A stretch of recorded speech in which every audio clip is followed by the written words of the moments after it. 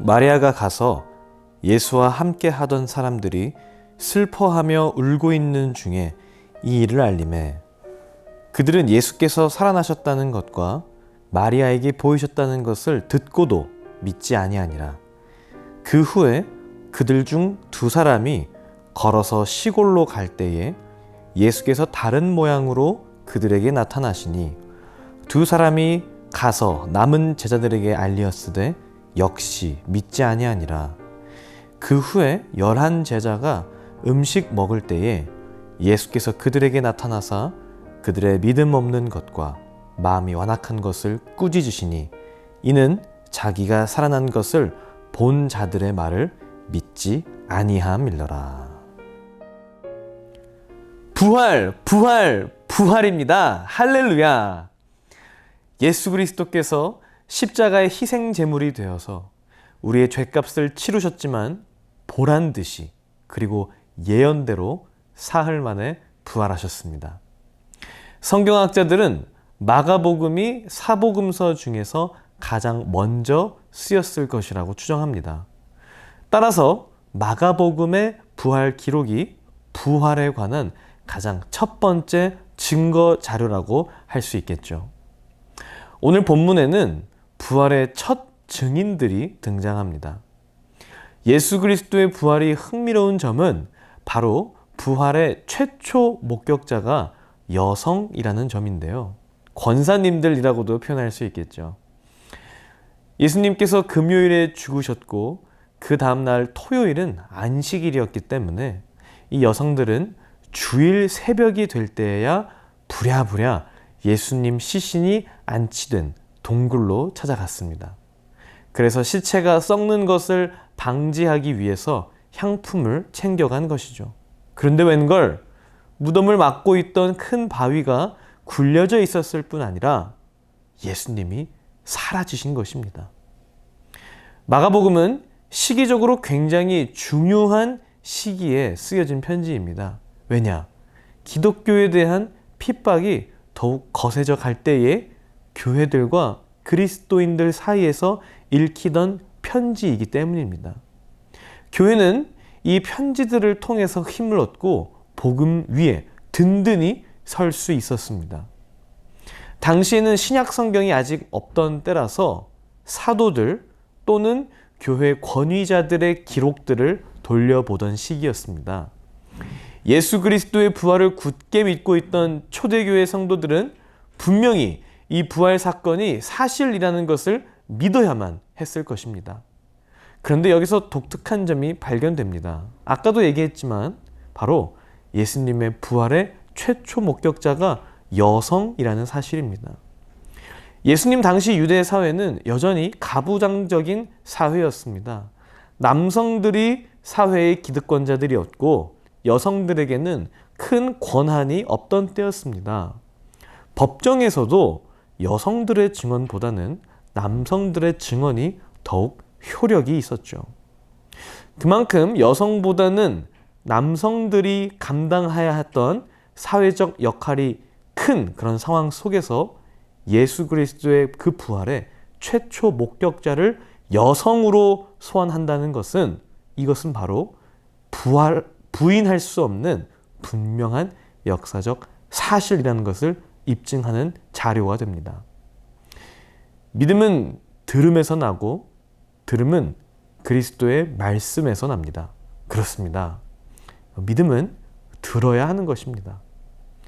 그런데 예수님의 부활 소식을 전하는 여성 목격자들의 증언에 제자들이 믿지 못하는 것입니다. 본문 11절 듣고도 믿지 아니하니라. 그런가 하면 12절에 시골로 내려가는 두 제자들의 이야기가 등장합니다. 누가복음의 엠마오로 가는 두 제자들로 이해할 수 있겠습니다. 예루살렘에서 엠마오로 가는 거리는 25리, 즉 한 12km 정도 됩니다. 독일 교회에서 서울역까지 계산을 해보니까 13km 정도 더군요. 더 이상 예루살렘에 머물 명분이 사라진 두 제자들은 이제 예루살렘을 떠나서 엠마오로 돌아갑니다. 내비게이션으로 검색해 보니까 독일 교회에서 서울역까지 걸어서 3시간 30분 정도 걸린다고 합니다. 점심 먹고 나지막하게 출발하면 해가 뉘엿뉘엿 질 때쯤 도착하는 거리입니다. 이 두 제자들이 엠마오로 내려가는 동안 예수님에 관한 이야기를 나누고 있었다고 누가복음은 기록합니다. 근데 그 도상에서 바로 부활하신 예수님께서 등장하시는 것이죠. 그리고 그 두 제자들에게 성경의 예언들을 풀어주시며 그 부활의 소망을 일깨워 주셨습니다. 그러자 이 두 제자들이 어떻게 했습니까? 저녁 먹을 시간이 되었는데 불구하고 다시 예루살렘으로 돌아갔던 것입니다. 그럼 이미 늦은 밤이 되었겠죠. 그 밤에 다시 예루살렘에 돌아가서 제자들에게 예수님께서 부활하셨다고 얘기하는 것입니다. 아침에 여성들이 부활을 봤다고 한번 얘기를 했고, 또 이 야밤에 엠마오로 진작에 떠난 이 두 사람이 허겁지겁 돌아와서 예수님께서 부활하셨다고 말하고 있다면 이제 조금 믿음이 생겨야 하지 않을까요? 그런데 13절, 두 사람이 가서 남은 제자들에게 알리었으되 역시 믿지 아니하니라. 제자들만큼 믿음 없는 사람도 없습니다. 우리 주님 참 사람 보는 안목도 없으시지. 어쩜 이렇게 믿음이 부족한 사람들만 콕콕 집어내서 제자를 삼으셨는지 참 알 수 없는 노릇입니다. 그런데 이 믿음 없는 제자의 모습이 우리의 모습은 아닌가 돌아볼 필요가 있겠습니다. 어떤 면에서는 제자들이 우리보다 더 낫기도 합니다. 우리는 부활하신 예수님의 이야기를 알고 있지만 제자들은 정말 모르고 있었잖아요.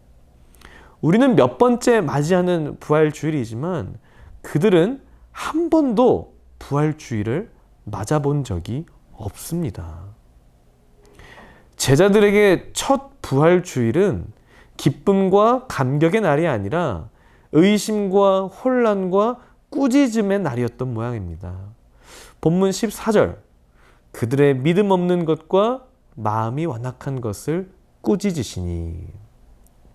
여러 부활의 증인들이 한 마음으로 부활을 증언하여도 믿음이 없고 마음이 완악하면 그것을 진리로 받아들이지 못합니다. 사실 제자들이 예수님의 부활 소식을 듣고 두려워했을 이유는 또 한 가지로 추정할 수 있습니다. 그것은 바로 며칠 전에 제자들이 예수님을 전부 모른다 하고 배신하고 도망쳤기 때문입니다. 부활하신 예수님께서 베드로야, 너 그러게 왜 죽음까지도 쫓아오겠다고 위풍당당하게 말해놓고 도망가냐, 이렇게 추궁하신다면 어땠을까요? 부활절이 기쁨의 감격의 날이 아니라 심판과 두려움의 날이 될 것입니다.